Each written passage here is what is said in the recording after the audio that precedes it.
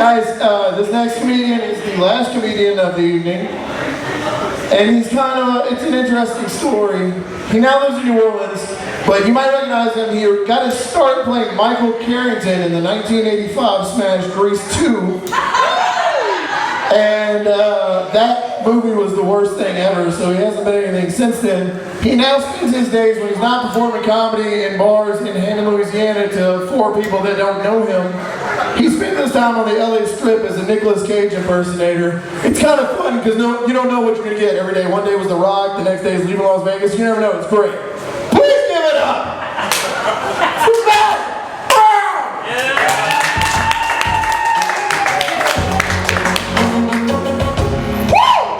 That's what I'm talking about. Smattering of applause from disinterested and apathetic 20-year-olds. Fantastic. Chase, I wanna not compliment, but comment on your beard. It makes you look like your #1 concern is scurvy. I'm just gonna put it to You'd be surprised how worried I am. just make sure you get plenty of citrus in your diet. So I don't want to see you with like a peg leg one day. Me too. I'm making jokes for comedians right now because you motherfuckers clearly aren't paying attention. I'll tell a few for you all in a second, but I want to make sure I get in my Chase and my Josh time right here. I'm gonna be doing some pussy eating later to make up for the rest of y'all assholes. Couldn't laugh at my girlfriend's joke, thanks a lot. Will I be licking her asshole? No, I will not! How dare you equivocate? Oh, you done fucked it up! Too real! You got too real! Too real, something like that. That's right. Yeah, you fucked it up! The government's not standing for it! Pussies are not assholes, and nor are assholes pussies! Big brother watching. Yo, seriously, you fucking T-Tony bar, turn your fucking shit down. I'm just gonna start yelling. Pull the cord out. How could I possibly have...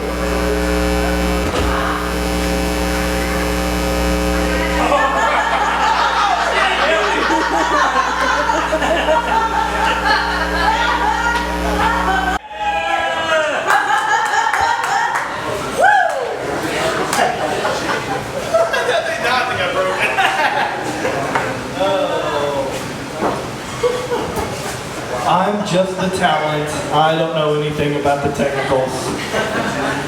Oh, what do I really want to talk about now that I've gotten Chase's disgusting rat beard out of the way?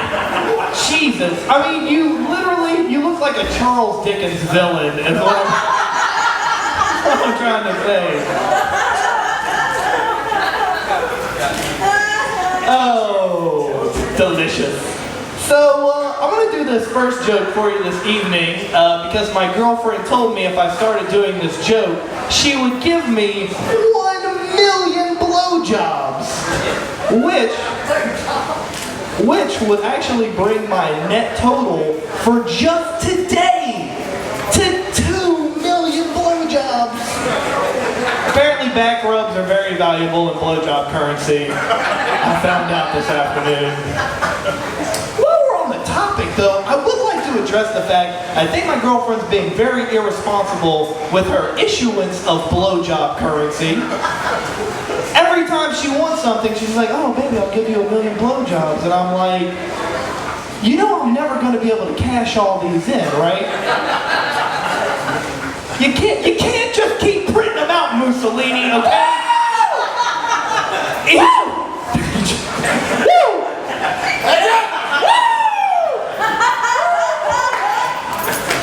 Like you can't keep printing them out. You realize that you dramatically devalue each blowjob every time. There is a blowjob bubble in the economy of our apartment right now that is threatening to destroy us all. She doesn't care. She's the 1% of our household. She did this to me last night. She was like, baby, I'll give you 1 million blowjobs if you do the dishes. And I'm like, okay. I got like 8 billion blowjobs in the bank. Is there some way that I could like cash in some of these blowjobs and you do the dishes? She's like, oh no, I'm so sorry. We have a very strict no return policy on all blowjobs and blowjob accessories, so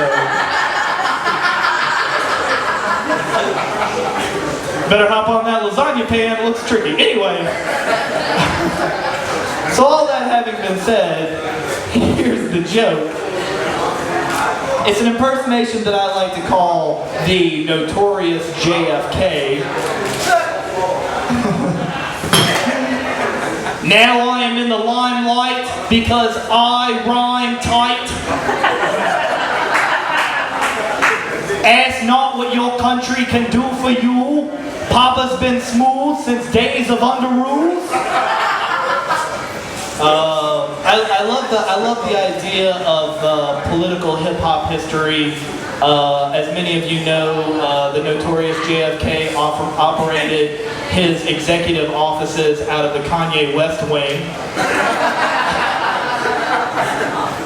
which was a great source of inspiration for the president that followed him, JFKZ,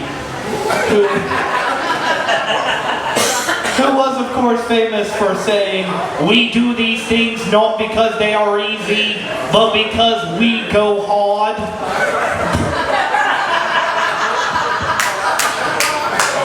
Brooklyn, we go hard. Woo! Woo! Yeah!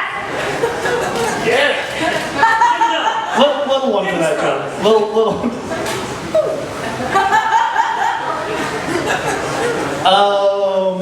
What else do I want to talk about? Yeah, so I recently moved to New Orleans. Yeah, fuck New Orleans, right? No applause. Fuck that place. I hope it breaks off into the sea and takes Mississippi and Alabama with it. Fuck both of them states too, with their tiny little dicks hanging in the Gulf. Anyway, I got beef in Mississippi. Anyway, that's not the point. But yeah, I recently moved back to New Orleans, and I love New Orleans. One of my favorite stories I'm going to share with you tonight is about a very serious topic, so I hope everybody here has the maturity to treat this subject with the gravity that it deserves, and that nobody will stoop to making crass jokes. So that having been said, by round of applause, who here has ever heard the urban myth that Asian girls have sideways vaginas? One guy. The rest of y'all about to learn something this evening. So I had a young Asian friend a few years ago. For simplicity's sake, we'll call her Pam. Pam worked at one of those shitty little daiquiri shops down there on Bourbon Street. You know what I'm talking about. They have the neon colors and the fucking shitty calypso music. And it's the place where you buy a slice of pizza so you can take a dump when you're drunk on a Saturday night. She worked in one of those places. And one evening a gentleman, and I use that word very loosely, came in and said, hey, is it true you Asian girls got them sideways vaginas? Alright, quick author side note. If you're gonna say a word that has two potential phonetic endings, and it's a toss-up between a soft A and a hard R, if you double down on that hard R, you're gonna sound like an ignorant asshole every single time. Like, obviously, I just said vagina. That's not right. It's vagina. Right? And there's another word in our English language that works in a very similar way. Obviously, I think we're all thinking it. I'm actually brave enough to say it. Obama. Right? I'll take an applause break on that.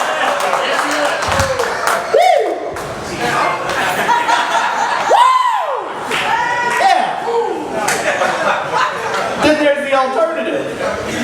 Obama. Better settle down with that, Sean Hannity. Nobody likes that.